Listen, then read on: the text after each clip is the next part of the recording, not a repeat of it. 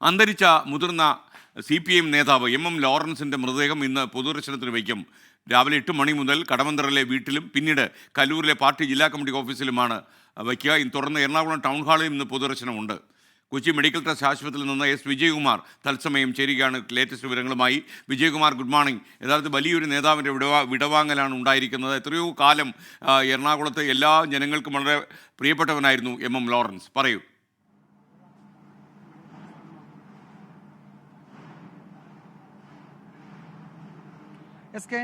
Good morning. SKN സൂചിപ്പിച്ചതുപോലെ തന്നെ സമുന്നതനായ communist MM ലോറൻസിന് Kochi Keralam വിട നൽകാൻ ഒരുങ്ങുകയാണ്.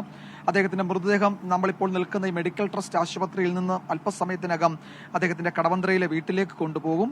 ഒരു കുറച്ചു സമയം മാത്രമായിരിക്കും വീട്ടിൽ അദ്ദേഹത്തിന് അന്തിമോപചാരം അർപ്പിക്കാൻ അവസരമുണ്ടാവുക. തുടർന്ന് എറണാകുളത്തെ CPM ജില്ലാ കമ്മിറ്റി ഓഫീസായ ലെനിൻ സെന്ററിലേക്ക് അദ്ദേഹത്തിന്റെ മൃതദേഹം കൊണ്ടുപോകും. ലെനിൻ സെന്ററിൽ 9 മണിവരെ പാർട്ടി പ്രവർത്തകർക്ക് അവിടുത്തെ നേതാക്കൾക്ക് അന്തിമോപചാരം അർപ്പിക്കുന്നതിനായി മൃതദേഹം അവിടെ സൂക്ഷിക്കും. അതിനുശേഷം ഏതാണ്ട് 9 മണിയോടെ ടൗൺ ഹാളിലേക്ക് കൊണ്ടുവരും. ടൗൺ ഹാളിൽ പൊതുദർശനമുണ്ട്. ടൗൺ ഹാളിൽ പ്രധാനപ്പെട്ട നേതാക്കൾ, മുഖ്യമന്ത്രി ഉൾപ്പെടെ പ്രധാനപ്പെട്ട എല്ലാ നേതാക്കളും അവിടെ എത്തി MM ലോറൻസിന് അന്തിമോപചാരം അർപ്പിക്കും.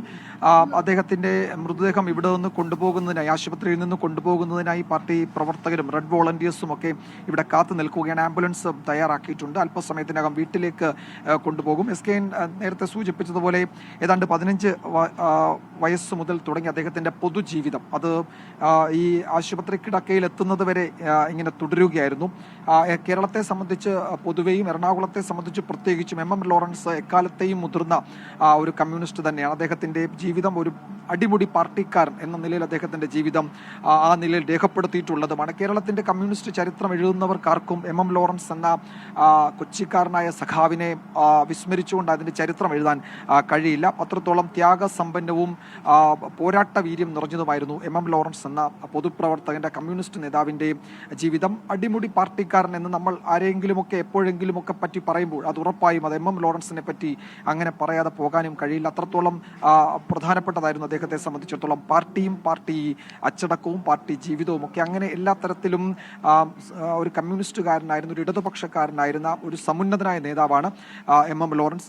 അദ്ദേഹത്തിന്റെ ജീവിതം തൊഴിലാളി സംഘാടകനായി എല്ലാ വിഭാഗം തൊഴിലാളികളെ, ഇപ്പോൾ അദ്ദേഹത്തിന് കൊച്ചി കപ്പൽശാലയിലെ സംഘടിതരായ തൊഴിലാളികളുടെ നേതാവാകുന്നതിനോടൊപ്പം തന്നെ അദ്ദേഹം കൊച്ചിയിലെ തോട്ടി തൊഴിലാളികളെ സംഘടിപ്പിച്ചുകൊണ്ട്, പാർശ്വവൽക്കരിക്കപ്പെട്ട അരികുവൽക്കരിക്കപ്പെട്ട മുഴുവൻ ആളുകളെയും സംഘടിപ്പിച്ചുകൊണ്ട് അവരുടെയൊക്കെ നായകനായി, അവരുടെയൊക്കെ നേതാവായി ലോറൻസ് എക്കാലത്തും കൊച്ചിയിലുണ്ടായിരുന്നു. കൊച്ചിയെ സംബന്ധിച്ചിടത്തോളം കൊച്ചിയുടെ രാഷ്ട്രീയ, സാമൂഹിക, സാംസ്കാരിക ചരിത്രത്തിലെ ഒരു മുഖം തന്നെയായിരുന്നു MM ലോറൻസ് എന്നത്. കൊച്ചിയിലെ എല്ലാ പൊതുവേദികളിലും അദ്ദേഹം ഒരു നിറഞ്ഞ സാന്നിധ്യമായിരുന്നു. ദീർഘനേരം പ്രസംഗിക്കുക, ഏത് വിഷയത്തെ പറ്റിയും ആധികാരികമായി സംസാരിക്കുക, അതേ സംബന്ധിച്ച് ലോകത്തുള്ള ഏറ്റവും പുതിയ വിവരങ്ങൾ ശേഖരിച്ച് അത് അദ്ദേഹത്തിന്റെ പ്രസംഗത്തിൽ ഉൾപ്പെടുത്തുക, പാർട്ടി സഖാക്കൾക്ക് അത് പറഞ്ഞു കൊടുക്കുക. അപ്പോൾ ടെലിവിഷൻ ചർച്ചകളിൽ അദ്ദേഹം ഒരു കാലത്ത് വളരെ സജീവമായിരുന്നു. പുതിയ വിവരങ്ങൾ, നമ്മളുടെ വിവര സാങ്കേതിക സംവിധാനത്തിൽ നിന്ന് കിട്ടുന്ന പുതിയ വിവരങ്ങൾ ടെലിവിഷൻ ചർച്ചകളിൽ കൊണ്ടുവരിക, അതൊക്കെയായിരുന്നു അദ്ദേഹം എക്കാലത്തും അദ്ദേഹത്തിന്റെ പ്രസംഗ ശൈലിയിലും ടെലിവിഷൻ ചർച്ചകളിലും ഒക്കെ ഉണ്ടായിരുന്നത്. ഒരുപക്ഷെ VS അച്യുതാനന്ദനെ പോലെ വലിയ ത്യാഗസമ്പന്നമായ ജീവിതം ആയിരുന്നു MM ലോറൻസിന്റെയും. ഇടപ്പള്ളി പോലീസ് സ്റ്റേഷൻ ആക്രമണം തൊട്ട് നമുക്കറിയാം, കേരളത്തിലെ കമ്മ്യൂണിസ്റ്റ് പാർട്ടി കെട്ടിപ്പടുക്കുന്നതിൽ എത്രയോ വലിയ ഐതിഹാസികമായ സമര പോരാട്ടങ്ങളിൽ അദ്ദേഹം സജീവമായിരുന്നു. അങ്ങനെ വളരെ അങ്ങേയറ്റം ത്യാഗസമ്പന്നമായിരുന്നു. നമുക്കറിയാം അദ്ദേഹത്തിന്റെ പോലീസിൽ നിന്ന് കൊടിയ മർദ്ദനം അദ്ദേഹത്തിന് പലതവണയും ഏറ്റുവാങ്ങേണ്ടി വന്നിട്ടുണ്ട്. ആ ഘട്ടങ്ങളിലൊക്കെ പാർട്ടിക്കാരനായി തന്നെ അതിനെ നേരിടുകയും പോലീസ് മർദ്ദനങ്ങളെ നേരിടുകയും അതിനെ ആ നിലയിൽ കാണുകയും ഒക്കെ ചെയ്ത നമുക്ക് സമാനതകളില്ലാത്ത പൊതുജീവിതം അദ്ദേഹത്തിനുണ്ടായിരുന്നു. കേരളത്തിലെ തൊഴിലാളി വർഗ രാഷ്ട്രീയത്തിന്റെ ചരിത്രം എഴുതുന്നവർക്ക് ഒരു ഘട്ടത്തിലും MM ലോറൻസ് എന്ന നേതാവിനെ വിസ്മരിക്കാൻ കഴിയില്ല. അദ്ദേഹത്തിന്റെ മൃതദേഹം അല്പസമയത്തിനകം ഇവിടെ നിന്ന് വീട്ടിലേക്ക് കൊണ്ടുപോകും. കൊച്ചിയിലെ പൗരാവലി അദ്ദേഹത്തിന് ഇന്ന് അന്തിമോപചാരം അർപ്പിക്കുകയാണ്. 4 മണിക്ക് അദ്ദേഹത്തിന്റെ മൃതദേഹം കൊച്ചി മെഡിക്കൽ കോളേജിന് പഠനാവശ്യങ്ങൾക്കായി നൽകുകയും ചെയ്യും. മൃതദേഹം ആശുപത്രിക്ക് നൽകുകയാണ് ചെയ്യുന്നത്. എറണാകുളത്തെ നമുക്ക് എത്രയോ പതിറ്റാണ്ടുകളായി അദ്ദേഹത്തെ നമുക്കിവിടെ കാണാൻ, പാർലമെന്ററി രംഗത്ത് അദ്ദേഹത്തിന് പ്രവർത്തിക്കാൻ കുറെ കൂടി അവസരം ലഭിക്കുമായിരുന്നെങ്കിൽ അദ്ദേഹം വലിയ നേതൃനിരയിലേക്ക് അദ്ദേഹം എത്തുമായിരുന്നു നമുക്കറിയാം. പക്ഷേ ഒരിക്കൽ മാത്രമാണ് അദ്ദേഹം പാർലമെന്ററി രംഗത്തേക്ക് തെരഞ്ഞെടുക്കപ്പെട്ടത്. ഇടുക്കിയിൽ നിന്ന് ലോക്സഭയിലേക്ക് അദ്ദേഹം തെരഞ്ഞെടുക്കപ്പെട്ടു. പിന്നീട് നിയമസഭാ തെരഞ്ഞെടുപ്പുകളിൽ അദ്ദേഹം പരാജയപ്പെടുകയും ചെയ്തു. ഒരു കാലത്തും അദ്ദേഹം പാർട്ടി പ്രത്യയശാസ്ത്രം, പാർട്ടി അച്ചടക്കം എന്നിവയിൽ ഒരു തരത്തിലും അത് വിട്ടുവീഴ്ചയാണ് അദ്ദേഹം സന്നദ്ധനെ ആയിരുന്നതേയില്ല.